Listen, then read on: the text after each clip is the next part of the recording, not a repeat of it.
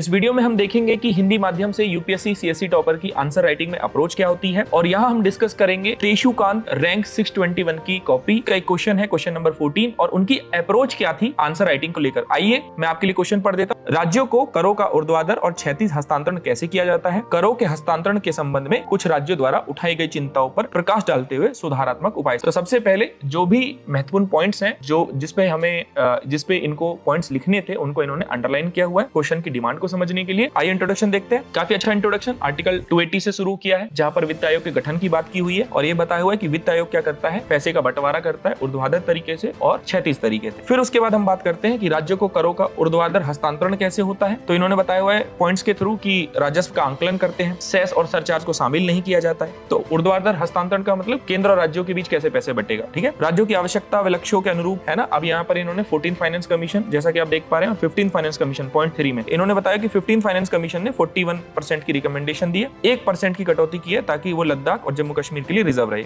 अब देखते हैं क्षैतिज हस्तांतरण कैसे किया हुआ है। तो क्षैतिज हस्तांतरण के इन्होंने क्राइटेरिया बताए हुए 15 फाइनेंस कमीशन के, कि यहाँ पर 45% आय असमानता बेसिकली यहाँ पर भारित है, जनसंख्या 2011 की कंसीडर की है, वन पारिस्थिति का जो भार है वो 10% है, और शासन प्रदर्शन 5% है। फिर इन्होंने बताया हुआ है कि कैसे इसमें तमिलनाडु को जो प्राप्ति है पैसे की वो कम हो रही है और बिहार को ज्यादा हो रही है। और फिर उसके बाद इन्होंने यहाँ पर चिंताओं की बात की है। काफी अच्छी अप्रोच है कि कुछ बताने से पहले ही यहाँ पर बता दिया है कि देखो एक टेबल के थ्रू जहाँ पर ये पता लग रहा है कि तमिलनाडु को कम पैसा मिल रहा है और यहाँ पर बिहार को ज्यादा पैसा मिल जा रहा है। तो क्या चिंताएं हैं राज्यों की? सबसे पहला बताया हुआ है कि दक्षिण राज्यों को चिंता है कि भाई जनसंख्या का जो भार है वो चेंज कर दिया है, और जनसंख्या 1971 पहले थी, अब 2011 की जनगणना को आधार बनाया है, तो बहुत अच्छा पॉइंट है। दूसरा पॉइंट देखेंगे तो सलाह और सिफारिश नहीं की जाती। तीसरा, सेस और सरचार्ज शामिल नहीं किया जाता। विद एग्जांपल बताया कि टोटल कुल राजस्व, सकल राजस्व का 20% है। फोर्थ जो बताया हुआ है कि स्वैच्छिक अनुदान को घटाना, 2016 में लगभग 2 लाख करोड़ था, 2023 में लगभग 1.5 लाख करोड़ के आसपास है। शासन प्रदर्शन को आधार बनाने से पिछड़े राज्यों को और ज्यादा हानि हो जाएगी, तो ये चिंताएं हैं। फिर इन्होंने सुधार पे बात की है, विद एग्जांपल बात कर रहे हैं, संघीय विचार विमर्श के माध्यम से सिद्धांत, सेस सरचार्ज को शामिल करना, ऊर्ध्वाधर हस्तांतरण को 50% करना, ठीक है, ताकि राज्यों को घाटा ना हो, सिफारिश को बाध्यकारी बनाना ताकि वित्तीय सुशासन आए। तो इन्होंने जो भी क्वेश्चन की डिमांड है उसको